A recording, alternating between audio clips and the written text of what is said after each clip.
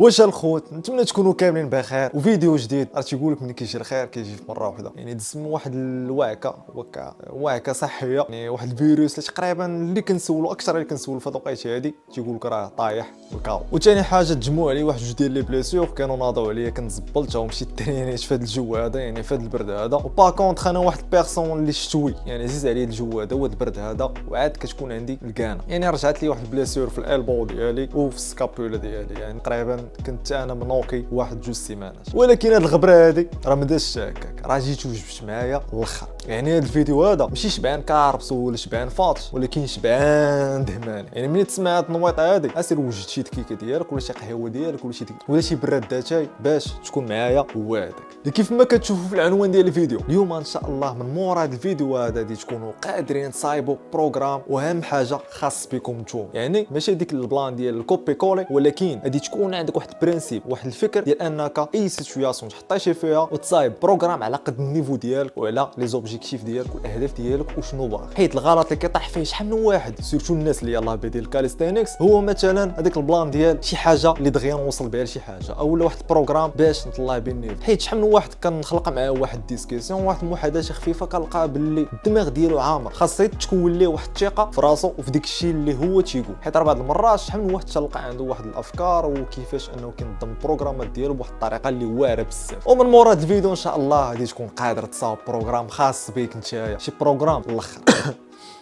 محمد الكحبادي دارت لي واحد شويه ديال الطياره. المهم السموحات والحمد لله على كل حال، والله يشافي اي واحد اللي مريض، راه الصحه بالصح راه هي كلشي. ونبداو على بركه الله. وابار هادشي كامل غتولي تعرف حتى كيفاش تريني في الحصه ديالك، وهادشي هذا بحد ذاته غادي يخليك دوز واحد ستاج واحد اخر واحد المستوى اللي غادي يخليك تشوف واحد التطور ملحوظ وقدام عينيك. واهم حاجه غادي نحاولوا نطرقوا المساله ديال التغذيه والنوم وكيفاش خاصها تكون بصفه عامه، باش من هادشي كامل يتكون عندنا واحد البرنامج اللي شامل باش يسهل علينا الماموريه في داكشي اللي باغيين توصلوا ليه نتوما، وحتى انا كذلك. ودي نعطي واحد الامثله وواحد برامج اسبوعيه، يعني شنو خاص يكون فيهم، شحال من مره خاصك تريني، وتا شحال الوقيته ديال الحصه ديالك شحال خاصك تريني فيها، وتا الكيفيه ديال لونطرينمون ديالك. فقبل ما نبداو ان شاء الله من بعد غادي نحاول ندير واحد الفقره اللي غادي تكون في الاخر ديال كل فيديو، غادي نحاول ناخذ واحد 3 ديال المواضيع او 3 ديال الاسئله من التعليقات ونحاولوا نتناقشوهم ونجاوبوا عليهم. حيت صراحه بعض المرات كندور في لي كومونتير الدراري تبارك الله عليكم والله، وكنلقى مواضيع زوينين واسئله واعرين، يعني كنبغي ندير عليهم فيديو ولكن خاصك تسنى واحد السيمانه ولا جوج. هادشي علاش نحاول ناخذ دوك الاسئله نحاول نتناقشوهم ندير عليهم واحد الفكره خفيفه باذن الله نديروا عليهم ديك الساعه فيديو خاص بهم بطبيعه الحال باش كلشي يستافد، باش ما يكونش الفيديو طويل بزاف. ونبداو على بركه الله. اول حاجه نبداو بها خصنا نوضحوا الاهميه ديال انه يكون عندك واحد البرنامج تدريبي وتكون غادي بواحد النظام خاص بك نتايا بوحدك. اول حاجه اللي هي الفهم ديالنا راسنا كيتزاد والمعرفه ديالنا حنا شنو باغيين، وحتى الحوايج اللي خاصنا نوصلوا لهم باذن الله المسيره ديالنا. فهادشي هذا غادي يسهل علينا الخدمه بزاف، واهم حاجه غادي يختصر علينا الوقت، وحتى الدماغ ديالنا تيكون في الاوج العطاء ديالو وفي ديما في الطاقه ديالو. حيت ليفي ديال انك تبقى ديما مخربق ومدابز مع شنو باغي دير وشنو خاصك تريني وبزاف ديال المسائل، هادشي بحد ذاته كيزيد الكونسوماسيون ديال لينيرجي ديالك. ملي كتجي كتريني كتلقى راسك انك صافي عييتي قبل ما انك تبدا، يعني راه لورغانيزاسيون غادي تعاونك بزاف وتخلق سيستيم خاص بك. وراه كون على يقين شحال ما كان النيفو ديالك سواء كنتي يلاه بادي او لا بروفيسيونيل، فراه توصل لواحد المرحله اللي خاصك تخلق فيها واحد البروغرام خاص بك نتايا. وهذا الشيء بالضبط اللي غادي يخلي يولي عندك واحد المايند سيت ديال الاتليت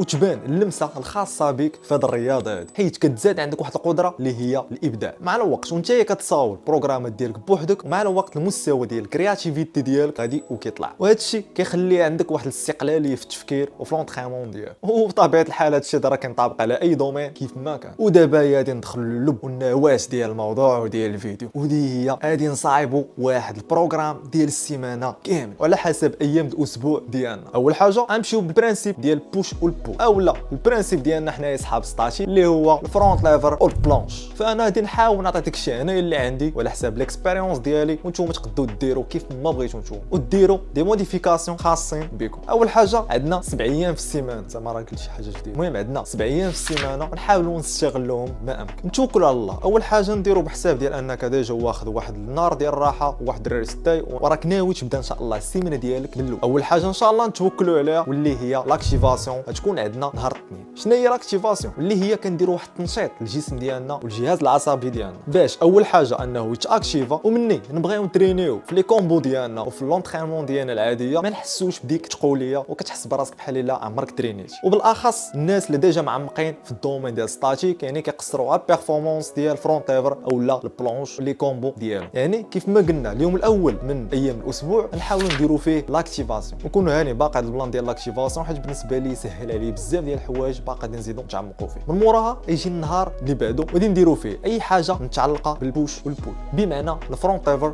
والبلونش، واحد 3 حتى 4 ديال التمارين من كل فئه، ونحاولوا نجمعوهم بجوج وتكون الشده ديال التمرين ما بين 50 حتى 80%. وهنا كنجيو النهار الثالث واللي هو يوم الاربعاء، اللي غادي نحاولوا نختاروا يا اما البلونش يا اما الفرونت ليفر، يعني على حسب كل واحد وفاش كيرتاح اكثر وشنو الاهداف ديالو وشنو باغي يسبق. فمثلا نحاولوا نخدموا حاجه وحده بحال الفرونت ليفر وناخذوا واحد الفئه ديال التمارين ديالها باش انك تديفلوبيها وتايزوليها وتحاول توصل الشده ديال التمرين ما بين 80% حتى 100%، بمعنى خاصك تحط الجهد ديال كامل في هذا النهار هذا. بمعنى في هذا النهار هذا بالضبط خاصك تعطي كل حاجه حقها، اي حاجه متعلقه بالفرونت ليفر وبالبول. وندوزو النهار اللي من موراه واللي هو يوم الخميس، اللي هنا في هذه اللحظه هذه ركزوا معايا مزيان. فهنا كيطرا واحد التداخل واحد العوامل مهمه بزاف، اولهم واللي هي الجينيتيكس، ثاني حاجه واللي هي سرعه الاستشفاء العضلي والاستشفاء العصبي، حيت هاد الجوج هادو بالضبط كيختلفوا من عند كل واحد وواحد اخر. فراه كاين الذي يصبح له غد الليل مزيان هو هذاك وقادر انه يترين وما جاتو لا كوباتيو لا والو، وكاين للعكس اللي كيصبح كيحس براسو انه ما هواش وكيحس براسو فريمون انه مشتت صافي تزلع في اخر ورك اوت وتيبقى حاير واش انه يتريني ولا لا، وخاصو يحافظ على داك البروغرام اللي دار. ففي كلتا الاحوال سواء كنتي قادر تريني سواء كنتي حاس براسك ماشي هو، فاحسن حاجه تقدر ديرها ابار انك تاخذ واحد فول ريست، يعني تاخذ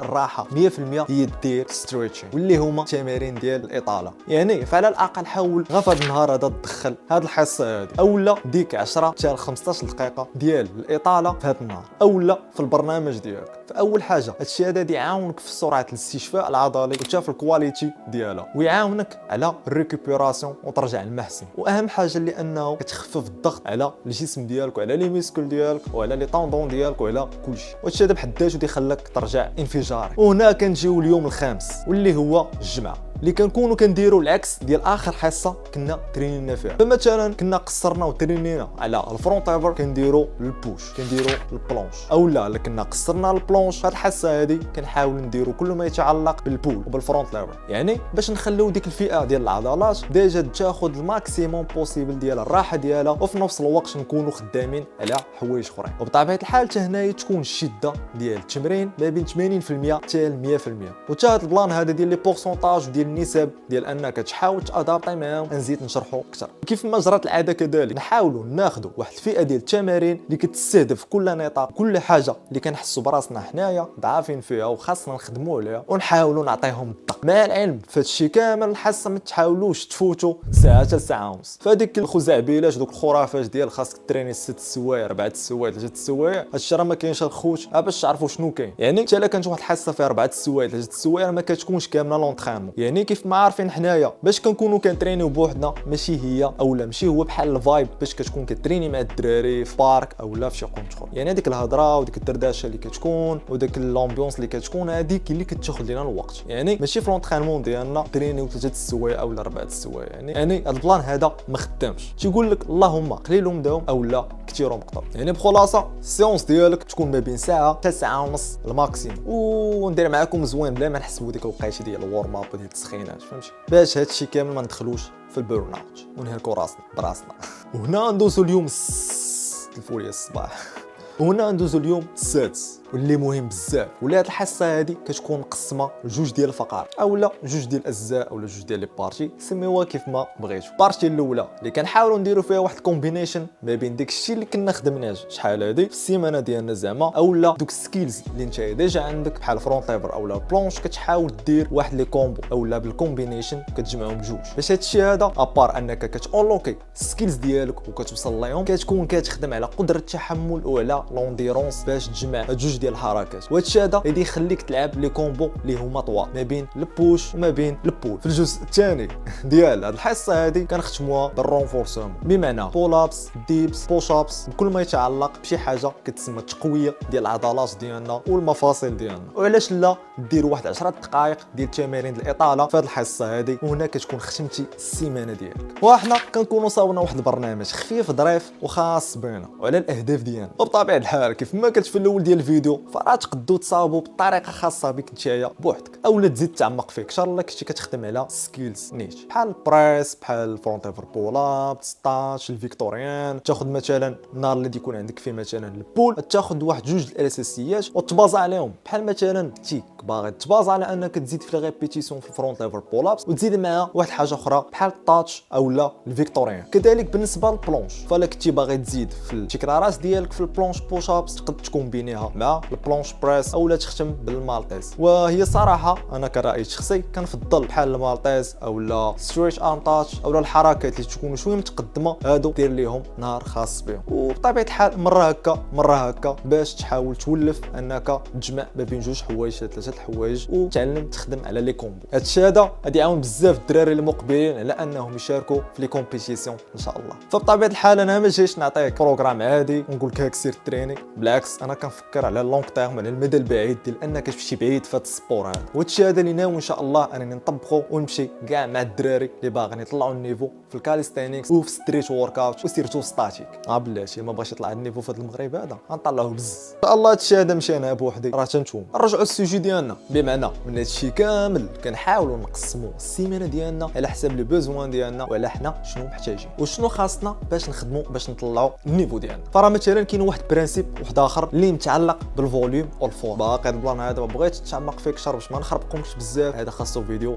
بوحدو حيت راه بزاف منكم تالف ما بين الفوليوم والفورم، كيفاش انه يجمع بيناتهم، كيفاش يتريني الفوليوم، كيفاش يتريني الفورم، وشنو هو اصلا الفوليوم والفورم والعلاقه بعضياتهم. يعني عطا واحد البغيف ترينيتي اليوم فوليوم، لا غد الليل انك تفكر الفورم. اما تقول لي كاع السيونس ديالك يكونوا فوليوم، عول انك يا اما غادي تجيب شي بليسيور، الفورم غادي تكون كتقصر بها، غادي تكون بلا مندوب، غادي تكون مكرفص على شي حاجه سميتها ستاتيك بهذا المعنى. وسموها راه اي حاجه خاص يكون واحد التوازن بيناتهم ما بين الفوليوم والفورم، خاص يبقاو يعني هاد الجوج هادو خاص يمشيو متوازيين، حتى حاجه ما تكون طالعه على حاجه. باش هادشي كامل غادي يتلاقاو في واحد البوان اللي تلقى راسك كتقصر بواحد الفورم بواحد الكواليتي خطيره. يعني تيقول لك الكونتيتي والكاليتي خاص يكون رابور بيناتهم. يعني فقررتي انك نهار الاثنين انك دير واحد الحصه لي فوليوم في البوش اولا شي حاجه لي سبيسيفيك بحال لي كومبو ديال البوش اولا البريس اولا المالتيز. فالنهار اللي من موراه كيف ما قلت تحاول تخدم العكس، تحاول تخدم اما على الفورم ديال البلونش اللي كان باقي عندك الجهد في الكشاف ديالك وفي الالبوز ديالك، اولا من الاحسن بالنسبه لي انا تخدم على الفورم اللي متعلقه بالفرونت ليف. فهنا كتكون لانتونسيتي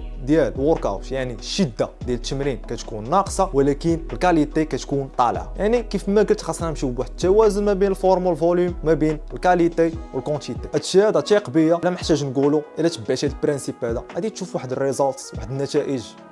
يعني ستاتيك راه ما مقتصرش على قاعده واحده باش نكونوا متفقين. شي حاجه اللي خاصك تتبعها هي اللي كاين، هذه راه ما كايناش، ولكن كاين واحد اللوجيك هو اللي تيحكم، واحد الكميه ديال لي برانسيب اللي هما اللي غادي يعطيوك الساروت ديال كاع القفوله ديال الستاتيك. بحال شي جيم فهمتي كتكون كتجمع في السوارات وخاصك تحل شي لعيبات باش تطبق فهمتي تفايتي بحال هكاك. حيت راه ما بين اكثر الاغلاط كتخلي الواحد انه ما يشوفش النتائج داك الشيء اللي كيدير اللي هي العشوائيه وتكون غادي هكاك ومخربق وتشالف. انت راه من الداخل ديالك عندك واحد الطاقه اللي خطيره، ومن الاعماق ديالك وعندك النفس حاره وباغي دير وباغي توصل وباغي تريني باسيوني وشغوف بهذه الرياضه هذه، ولكن تقدر هذيك العشوائيه تشدك وتهرسك ماشي بحال شي موج. والحاجه الثانيه اللي هي شحال من واحد كيتسنى مثلا واحد البرنامج اللي سحري كليك واحد هذه يعطيك داك الشيء اللي بغيتي، راه ما كاينش الخوت. هادشي هو تبارك الله يا ربي ترحم تبارك الله. هذا العام هذا الخوت فهمتي الشيوا داير خدمت اللهم بارك.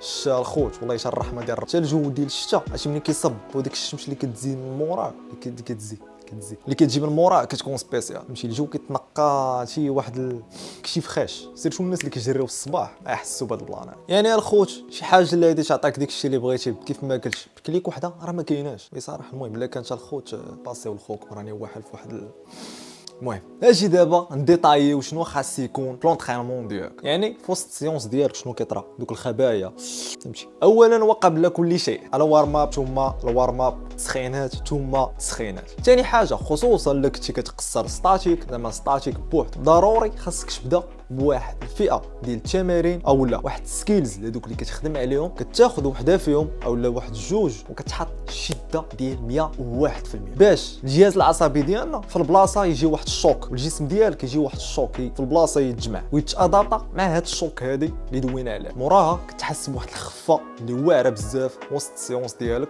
وفي لي كومبو ديالك. نعطيكم واحد المثال، مثلا انا كنقصر على الفرونت ليفر وعندي هاد الحصه هادي لي كومبو خاصين بالفرونت ليفر، نقدر نزيد البلونج. اش غندير من مور الوارم اب؟ نقدر ندير مثلا دوك التقالات اللي كيداروا في الرجل، نحاول نهولدي الماكسيموم ديالي يا اما في الفرونت ليفر اولا تشاك ادفانس اولا الفرونت ليفر تاش. في الحاله ديالي انايا كنحاول نهولدي الماكس ديالي. من موراها كناخذ واحد فتره الراحه خفيفه بزاف وكندير نفس الشيء البلونج. مثلا على حسب المستوى ديالي نقدر نهولدي مثلا فول بلونج وبالتقالات ونحاول ندير الماكس هولد ديالي. وهذا الشيء هذا كينطابق على تشاك بلونج على سترادل اي حاجه كيف ما كانت، باش من مورا ملي كتحيد دوك التقالات كتاخذ واحد 5 دقائق حتى 6 دقائق باش توكل على الله في السيونس ديالك، كتحس براسك خفيف بزاف في لي كوم. هذه بصمه علامه الجوده. ولكن ردوا البال، هذا البلان هذا واخا المستوى ديالو ما نقولش باللي طالع، ولكن الا خدمتيه بالعقل وبالطريقه الصحيحه دير بحال هكا.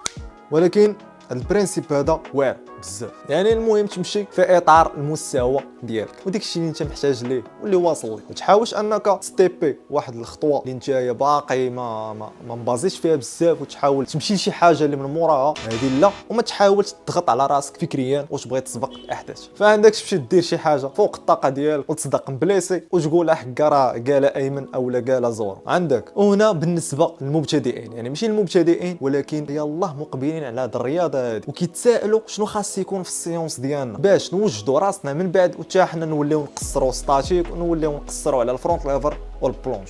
فاجي تبع معايا. اول حاجه خاصك تبازا على كاع داك الشيء هادي يقوي لك الجسم ديالك والمفاصل ديالك وداك الشيء اللي كيتطلب باش انك تقصر على الفرونت ليفر والبلونج. واجي نقولوا لك فرا تيقول لك اللي تلف يشد لاط ستاتيك، اللي تلفتي بول ابس ديبس بوش ابس، هادو لا غنى عنهم، هادو خاص يكونوا عندك مستملحات فهمتي بحال العطريه هادي باش نكونوا متفقين عليها. واجي نزيد لك واحد الحاجات من عندي. اولا وقبل كل شيء اللين ديال البلونج خاصك تحكمو مزيان. عندك الاستراليان روتراكتيف سكابولا اللي كتحاول كتادابطا اللي غادي تعاونك من بعد بزاف على انك تكونترولي راسك في الفرونت ليفر وتا لا فورس ديال الجريب. وعندك البروتراكشن ديال البلونش اللي تنقولوا لها حنايا التعميره. ثالث حاجه واللي هي ستريتش ارم اللي يدك خاصها تكون مسرحه. حاولوا تجنبوا ديال انكم تقصروا بلونش ويديكم كتكون ثنيه شويه، هذه راه بيني وبينكم ما محسوباش بلونش بتاتا، حبه ومن حب وكره من كره. الكلين ثم الكلين، الا ما كانتش كلين ما يكون والو. يعني اون باراليل نتايا كتقوي الجسم ديالك بالكاليستينكس يعني بالبول ابس والديبس والبوش اب، في نفس الوقت كتكتسب ديك القصوحه ديال انك تقصر ستاتيك من بعد اللي كيف ما قلنا اللي هي اللين البلونش اللي هي روتراكتيف سكابولا بالطريقه ديال الاستراليان باش تجيك سهله اللي هي دي تعطيك من بعد تاك فرونت ليفر. عندك لي فارياسيون ديالها الاخرين تقدر ديرها في لابار الفوق الا كتجيك لتحت شويه سهله، تقدر ديرها بول ابس وشويه بشويه وانت كتقدم في المستوى ديالك. وعلاش لا تقدر تعاون حتى بالبانس باش يسهل عليك المأموريه. واهم حاجه تحافظ على التكنيك، راه التكنيك راه شي حاجه مهمه بزاف الخوت باش تعرف. ودابا ندوزو كيفاش تطور المستوى ديالك وكيفاش نزيدو لقدام، حيت في هذا البلان هذا شي اغلبيه كيوصل لواحد المستوى وكيحس براسو ستاغنا صافي، يعني وقف، يعني ما كيحسش بواحد الديفلوبمون. كدوز واحد الوقيته طويله وكيلقى راسو واقف سواء في العدد ديال التكرارات ديال واحد الحاجه او لا في الهولد. وسيرتو الناس اكثر كنلقى شحال من واحد في ديك الفتره ديال الادفانس شوا صراحه خاصني شي تبسل الشوا، يعني كيلقى راسو واحد في ديك الفتره اللي ما بين اولا باش دوز من الادفانس فرونت ليفر لفول فرونت ليفر اولا من ادفانس بلونش لفول بلونش اولا لستراد البلونش. يعني الجوج هادو اصعب المراحل اللي يقدر يدوز منهم الواحد. وهنا شحال من واحد كيوحل يا ما يتريني يا ما يخبط، ولكن والو. اولا وقبل كل شيء خاصنا اصلا نعرفوا حنايا في العالم ديال الكاليستينكس اولا في ستاتيك كيفاش حنا اصلا كنديفلوبيو، كيفاش البروغريس ديالنا حنا اصلا كيفاش داير. انت مالاش شكون باغا تكون كاع على فكره هذا البلان هذا راه كيحمقني شحال من مره، ولكن فهمتي، خاصك تكون بحال الماء، خاصك تادابط مع اي واحد. فالجسم ديالنا راه ما عندوش واحد القابليه، واحد الدماغ اللي كيعرف شي حاجه سميتها 5 بولاب 6 بولاب ولا 10 بولاب، فهمتي، اولا مثلا ديك 5 سكوند ولا 6 سكوند، كيعرفش هو يحسبو، فهمتي، كيعرف حاجه وحده هي الشده ديال لونطرين اولا بصفه عامه لانتونسيتي. الجسم ديالنا كيعرف حاجه وحده، هو يتادابط عليه ويواكب ديك الوتيره اللي كتحط الجسم ديالك عليه في وسط لونطرينمون ديالك، باش هادشي هذا انه يمشي معاها ويتطور على حساب ديك لانتونسيتي اللي كتحطها عليه. يعني في كل حصه الخوت حاولوا انكم واخا تزيدوا ب 1% من لانتونسيتي ديالكم، ب 1% شا 1% دوز واحد الفتره تلقى تبارك الله 1% ولات اللهم بارك. يعني كدوز واحد الوقيته كتلقى راسك فريمون افونسيتي بزاف ديال الحوايج، وديك الشيء اللي كتريني عليه. يعني فمثلا كنتي واحد في الفرونت ليفل في الهولد ديالها اولا في الادفانس وباغي تزيد الفول فرونت، كنتي واحد في واحد 5 سكوند اولا 6 سكوند، شحال ما كان كنتي عارف راسك قاد دير هذا الهولد هذا، مني غادي توصل فيلير والفشل العضلي ما تكونش قد انك تهولدي، واخا تحط رجلك وتعاود تهولدي من الاول اولا تعاون بالبانس. وهنايا كالعاده نعطي المثال بالفرونت ليفل. فمثلا كنتي واحد في واحد وقيته ديال الهولد اولا في واحد العدد ديال التكرارات معين، مثلا نعطي واحد المثال بواحد 3 فرونت ليفل بولابس، اولا كنتي واحد في واحد 5 سكوند ادفانس تشاك فرونت ليفل هولد، هنا شنو كدير؟ كتلعب ديك الخمسه ديالك ولا شحال ما قديتي كنتي كتلعب موالف تلعب في الادفانس فرونت ليفر اولا في البول اب فرونت ليفر، اون فوا كتعيا وكتوصل داك الفشل العضلي، كتحاول ما تفوتش واحد الفتره ديال الراحه واحد 3 سكوند وفي البلاصه تكمل باش ما كان. تقدر مثلا كنتي كتلعب فول فرونت ليفر بول ابس تقدر تكمل بالتاك بول ابس، كنتي واحد في الادفانس فرونت ليفر الهولد ملي كتعيا كتحاول تكمل يا اما بالاستعمال ديال البانس اولا نيت تحط كاع الجهد ديالك اللي بقى في الادفانس فرونت ليفر. واخا كتوصل داك الفيلير من مور ما لعبتي داك الادفانس تاك فرونت ليفر الاولاني وكتجيك تلعب الثاني، والله حتى كتلقى الجهد. يعني كل مره حاول تزيد واحد شويه واحد النغزه ديال الجهد على ديك الحاجه اللي انت واحد فيها. انا لعبت ديك جوج فرونت ليفر بول ابس اللي موالف كنلعب وما كنزيدش، اون فوا نسالي منها في البلاصه نلعب شي 5 تاك بول ابس اولا نكمل على الفرونت ليفر بول ابس ونخدم لاسي. هادشي هذا كنطابق على البلونش في البوش ديالها اولا في البريس ديالها اولا حتى في الهولد. اون فوا تعيا مثلا في الادفانس هولد تكمل ديك 5 سكوند اولا 6 سكوند في البلاصه تحط رجليك وتاخذ واحد الريسبيراسيون خفيفه وتكمل في الهولد عاوتاني. هنا اول حاجه كتكون حطيتي الماكس ديالك، يعني الماكس ديالك عاد زيد الماكس ديالك اللي هي برو ماكس. وديما الثانيه اللي كتجي من موراها ديال الماكس الاولى يعني حاول ديك درجه السهوله ديالها، يعني حاول تهبط الدرجه ديال الصعوبه ديالها ولكن الشده تكون طالعه، راه اصلا ديجا كتكون طالعه. تلاحظ واحد البروغريس في البلاصه تحس بها بين واحد جوج ديال السيونس 3 وباقي تشلا مواضيع غادي نزيد نفصلوهم اكثر. وخليو لي اي سؤال خليوه لي في التعليق لتحت باش ان شاء الله نحاولوا ندويو فيها ونزيدوا بها القدام نتوما تزيدوا القدام. ودابا غادي ندوزو لواحد الحاجه شتينا ما كانش ما يكون هادشي هذا كامل اللي قلنا حرفيا بالرجوله، ما غاديش تخليك تحس بواحد التحسن في المستوى ديالك، فهمتي؟ يعني راه شي كيكمل شي الامر عنده علاقه تغذيه والناس ديالنا، فراه ماشي بالضروره. وما غاديش نقول لك خاصك تدخل واحد 500 كيلو ديال البروتين في النهار وتشري لي الكرياتين وغلوطامين وبري ورك اوت وملتي فيتامين مغنيسيوم ولا فهمتي. يعني قاعده وحده ماكله صحيه، سداش ماذا ما نكثرش عليك بزاف ديال الهضره، ولكن الموضوع ديال الماكله حتى هو باقي غادي ندير عليه فيديو خاص، سيرتو الناس اللي باغيين شيب تكون مليحه. يعني تقدر تاكل ماكله صحيه ومزيانه ومنظمه، ركزوا لي منظمه، غتشوف واحد راك نتايا بخير. برو ماكس عاد زيد مع واحد 7 حتى 8 السوايع ديال الناس ديالنا، راه هذا هو اللي كيتسمى بالهاك. دابا انت هاكر كنتي كدير هذا الشيء هذا، انت هاكر. ثم كنتي واصل في النيفو ديالك في المستوى ديالك حوايج كنتي كدير جوج حوايج اللي هما الناس ماكله مزيانه اون باراليل، انت هاكر فهمتي. انا وياك 20 ولكن صراحه مره كيوقع واحد الخلل اكثريه في الناس، فهمتي؟ هادي بطبيعه الحال عند كلشي، فهمتي؟ ولكن نهار يومين الماكسيموم لا طولت، فهمتي؟ يعني كترجع متين للطريق ديالك، فهمتي؟ باش ما يكونش عندك واحد يعني تبعتي جوج حوايج الذوق ديك البليزير، فهمتي؟ تاخذ واحد الساتيسفاكسيون ديال انك غادي في واحد السيستيم واعر سواء في لونطرينمون سواء في الناس والماكله. غادي نقول لكم ما بغيتش نطول بزاف في هذا الفيديو ونكون يمكن طولت بزاف حيت راه ما كنقدش، فهمتي؟ يعني داكشي اللي في الدماغ ديالي باش كنبغي نبارطاجي معاكم ونديرو في واحد الوقيته اللي قصيره صعيبه شويه فهمتي. يعني ما كنحاول والله، حيت راه لا ما يتقال واش لا ما يتشرح واش لا ما يتناقش معاكم، وباقي جاي الخير ان شاء الله بحول الله. وتا لهنايا كالعاده مسكوا الختام، وتا لهنايا نكونوا سالينا الفيديو، يعني واخا ما سخيتش حيت صراحه هذا الموضوع هذا عزيز عليا ندوي فيه ونبارطاجي المعلومات ديالي اون جينيرال، ولكن مسكوا الختام كالعاده. نتمنى تكونوا استفدتوا من هذا الفيديو هذا، وتهلاو ليا في راسكم، نشوفكم في فيديو الجاي.